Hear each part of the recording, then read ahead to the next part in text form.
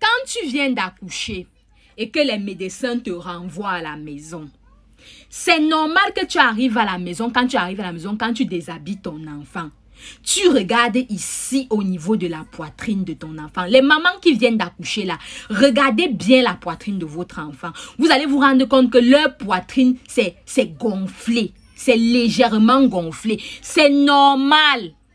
Il ne faut pas avoir peur.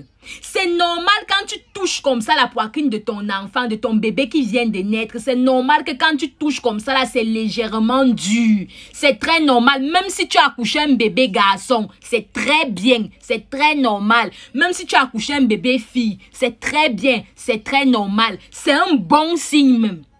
C'est un signe qui prouve que ton enfant est arrivé à terme. De un.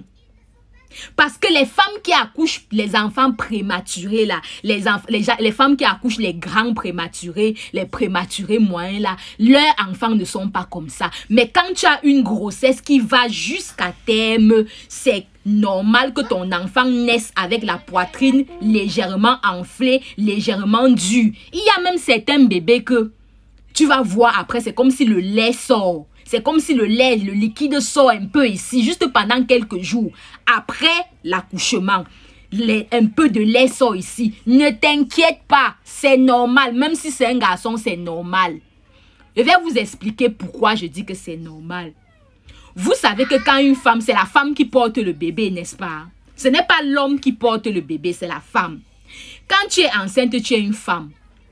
À un certain niveau de la grossesse, surtout vers la fin, au 3e trimestre, vers la fin, à un certain niveau, les hormones, tes hormones de maman, tes hormones de femme, passent dans le placenta de l'enfant et entrent dans le corps de ton bébé.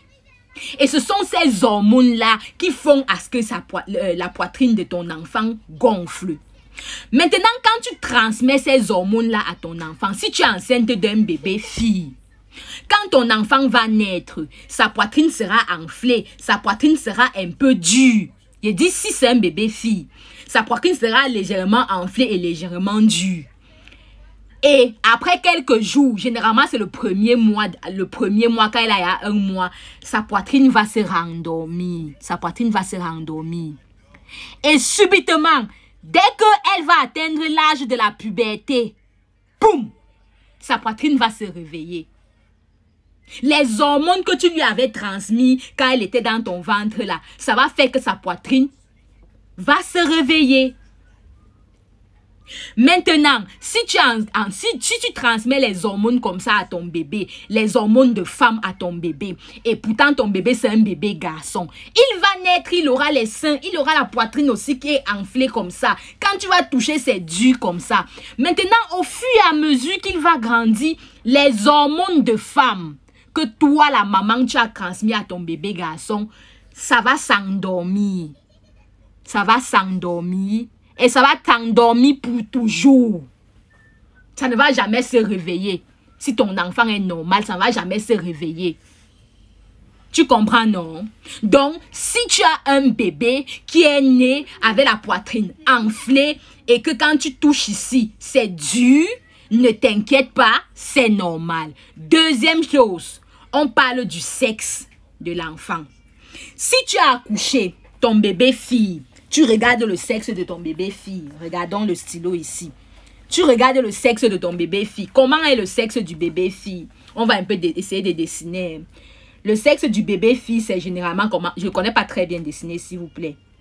Le sexe des bébés filles, c'est souvent comme ça, non? C'est souvent comme ça, n'est-ce pas? Là, ce sont les lèvres. Hein? C'est normal que ici, là, ce soit enflé. C'est normal que ici, ce soit enflé. Et ici, là, comme ça, là, il y a le haricot qui est comme ça.